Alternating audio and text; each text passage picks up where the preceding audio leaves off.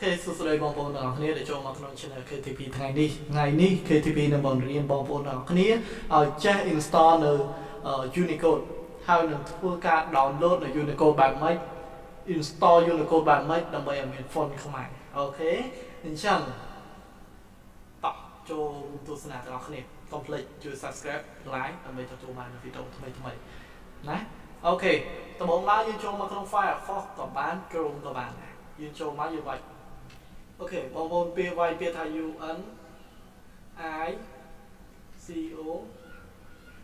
unicode អី unicode ខ្មែរអូខេ unicode ខ្មែរ download ចុច enter ប៉ប់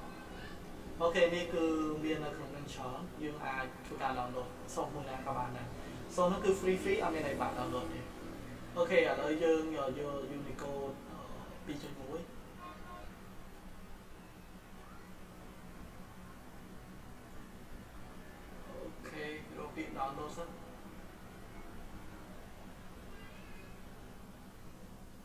អូខេ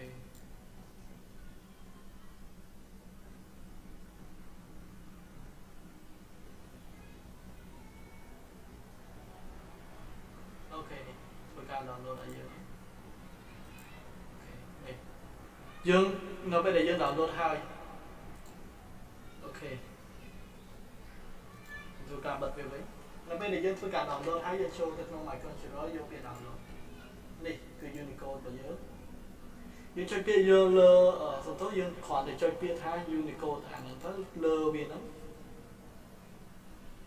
រួចចាំវាបន្តិចចុចពាក្យថា yes អូខេ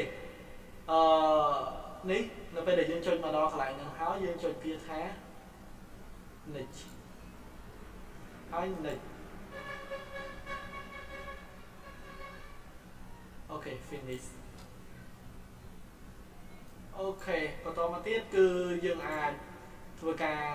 វាជាអក្សរខ្មែរបានហើយដោយសារយើងមាន unicode រួចរាល់ជាស្រេច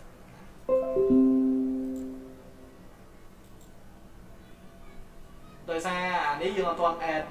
ដោយយើងអត់ទាន់ load unicode ហើយវាព្រោះអីវាអត់ទាន់ add ចូលនេះវា add ចូល expression វាចូលហើយ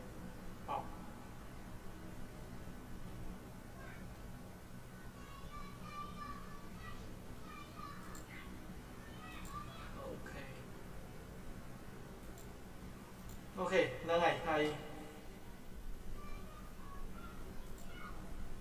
នេះគឺជាការ install នៅ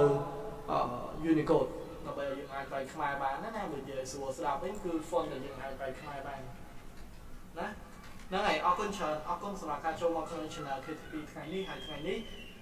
បើសិនជាបងប្អូនមានអ្វីដែលជាចំណត់អាចសួរមកកាន់ KTP បានអរគុណច្រើនជូនពរសំណាងល្អសូមជម្រាបលា